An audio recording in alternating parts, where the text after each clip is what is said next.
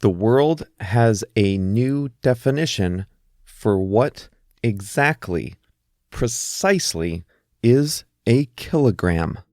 Welcome to Plain English, the podcast that goes at the right speed for English language learners. Listen now and read the transcript online at plainenglish.com. Now, here's Jeff, your host for today's episode. Scientists at the International Bureau of Weights and Measures have approved a new definition for the kilogram. But, sorry to say, you still weigh the same number of kilos now as you did before. Hey everyone, it's Jeff. JR is the producer in Dallas, and you are listening to Plain English, the best podcast for learning English through current events. Today is episode number 106, so that means you can find an interactive transcript of the episode online at plainenglish.com/106. And that's especially helpful if you speak Portuguese, Spanish, French, Italian, Chinese, or Japanese, because we have instant translations from English to those languages. About 100 words an episode are defined for you. Actually, today it's more than that since there are so many scientific words. But you can see those definitions of the hardest words without ever having to press pause and look them up. It's pretty cool. Check it out at plainenglish.com/106. And of course, we have our new partner that I told you about in a special episode last week, Você. They have tons of courses in English, including some on the TOEFL exam, business English, English pronunciation, all kinds of things. You can explore all their resources at plainenglish.com/learn, LEARN, and that will take you right to the website, and you can explore all they have to offer at Você, plainenglish.com/learn. The General Conference on Weights and Measures, held in Versailles, France, is generally not a headline-grabbing meeting. But last Friday, the International Bureau of Weights and Measures voted to redefine a kilogram and 3 other official measurements. That vote sealed the fate of le grand K, which had been the official measure of the kilogram from 1889 up until now. Le grand K is a platinum alloy cylinder held under 3 bell jars, locked with 3 keys, only 2 of which are in France, in an environmentally controlled basement in the outskirts of Paris. If that sounds like a lot of security, that's because this one cylinder, it looks like a cookie jar. This one cylinder was the world's standard official definition of a kilo. There are several replicas around the world, and once every 40 years, the prototype kilo was taken out to compare it to the other copies. But Le Grand K can officially go into retirement because the world has a new, much more precise definition of a kilogram. This was necessary because any physical object will change over time. It's just a fact of the universe. The variation in mass of the prototype kilogram was just about the weight of an eyelash, about 50 parts per billion. But as the world gets more and more advanced, it needs a more precise and constant definition than a physical mass can provide. That is why scientists are now defining all the fundamental measures, not just the kilogram, in terms of the unchanging physical world. You know, I always thought we had a consistent scientifically based definition of a kilogram. And to an extent, we did. It was supposed to be 1/1000th of the mass of a cubic meter of pure water. That's how the mass of a kilogram was defined. But I guess the only way to have a single unchanging definition was to have that in solid form, which was le grand K. Now, here is where I am reaching the limits of my comprehension of an issue. I can talk all day about Brexit. I practically did talk all day on the last episode. But I don't really understand all that much about how the kilo is now defined, but I'll give it a shot. Be patient with me, okay?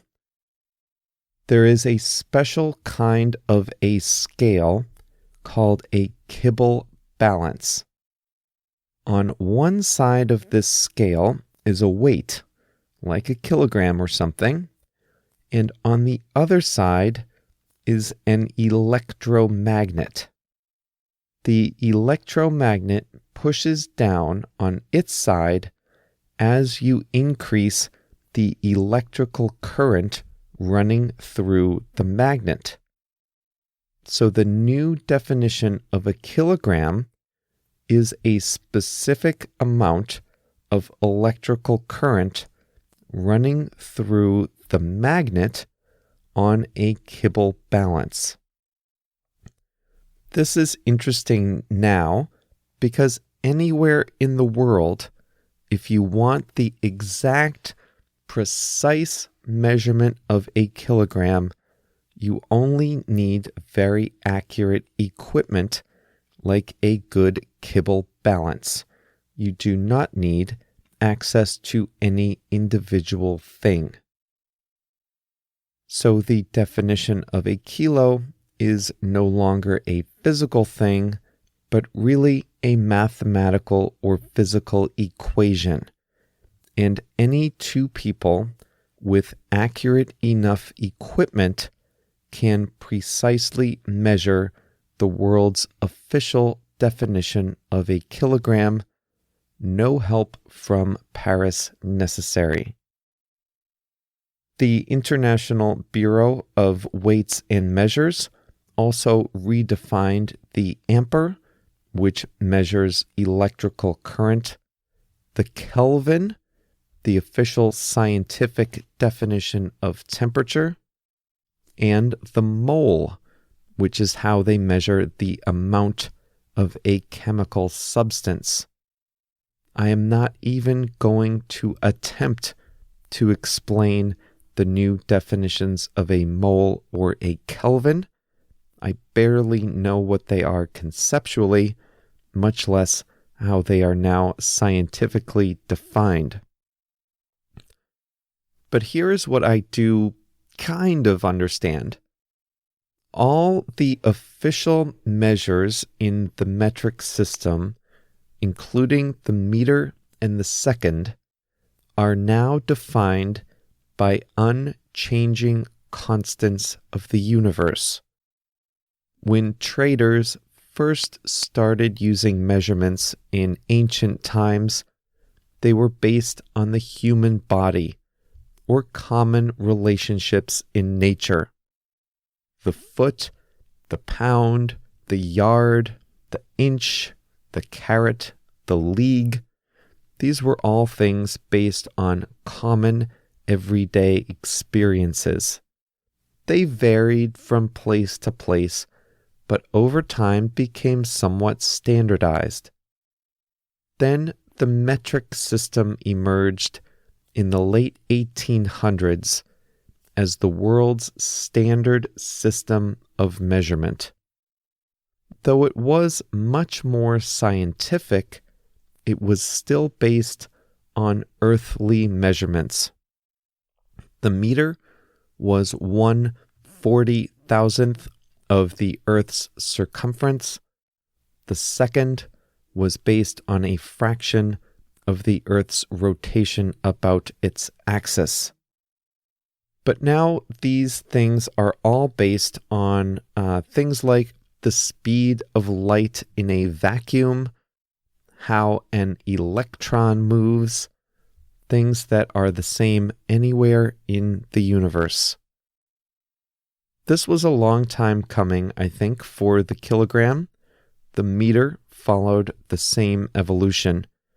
It was once defined by a prototypical rod held in the same place, made of the same compound as the kilogram, but the meter was actually redefined way back in 1983.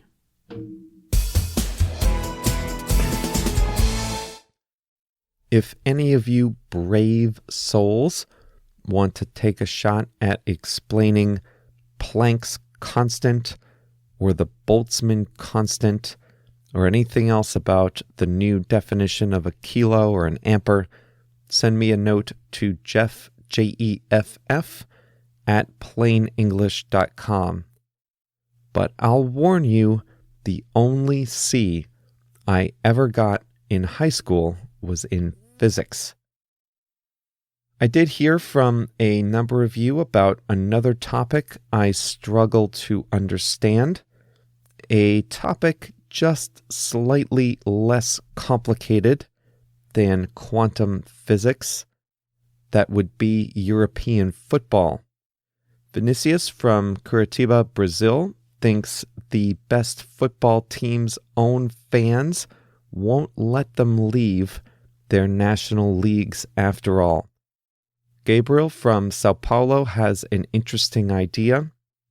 He thinks the champions of the national leagues should be able to play the lower-ranked teams from the Super League and be able to earn their way into the Super League that way. That might just accomplish the unthinkable, which is to make European football even more complicated than it is today. I also want to say hi and thank you to Bruno from Minneapolis, originally from Brazil, but now living up north in Minnesota, and Julia from Portugal. They both left nice comments for us on Facebook. You can find us on Facebook and Twitter with the username Plain English Pod. You can also stay in touch with us via our email program. JR and I send out an email summary of each episode with links to English articles about the main topic and an extra English vocabulary word for you. To get that, just visit plainenglish.com/mail. I mentioned earlier about Mosalingua, our new partner. They've got tons of content for English learners, and I really encourage you to go explore all they have to offer. If you're looking for an affordable and effective way to learn new English words, practice your pronunciation. So many people ask me about that. Or hey, just have a little fun while absorbing some English. Then go to plainenglish.com/learn, LEARN, and explore what Mosalingua has on their website. They've got a great course on English pronunciation, for example, called Mosa Speak. There's a lot there, and I've been using their Spanish resources too. Actually, that's a good point. So many of you are on your third or even fourth language. Mosalingua has you covered too if you want to learn or practice yet another language.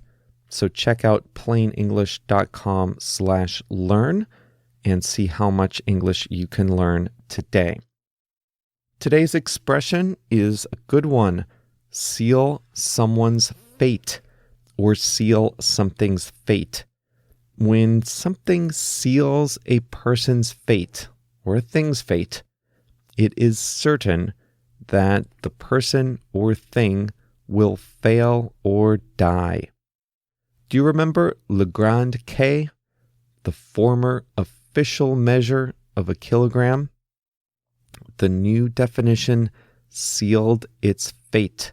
Le grand K will still exist as a museum piece, but it will not serve its historical function as the official measure of a kilogram.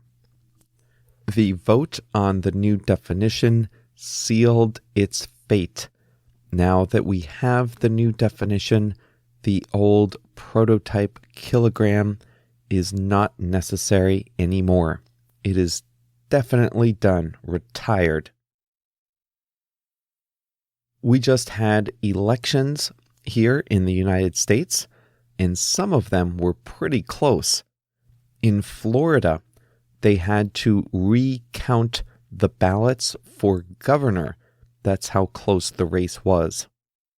The candidate that was ever so slightly behind was hoping that the recount would show that he had in fact won. But the results of the recount sealed his fate.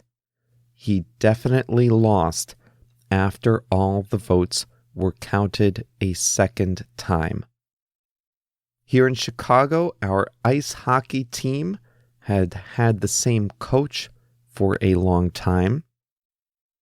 He guided the team to 3 league championships, but the team missed the postseason last year. He was on thin ice.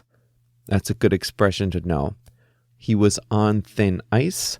The team's bosses were already a little disappointed, not happy in how things were going lately.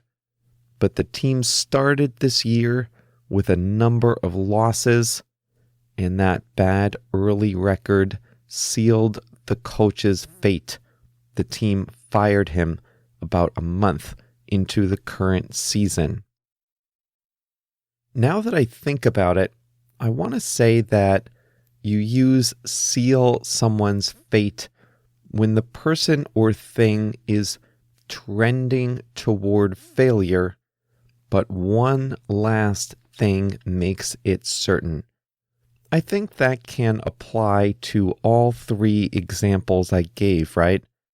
The prototype physical kilogram was probably not going to last forever, since any physical object loses a little mass every year, no matter how small.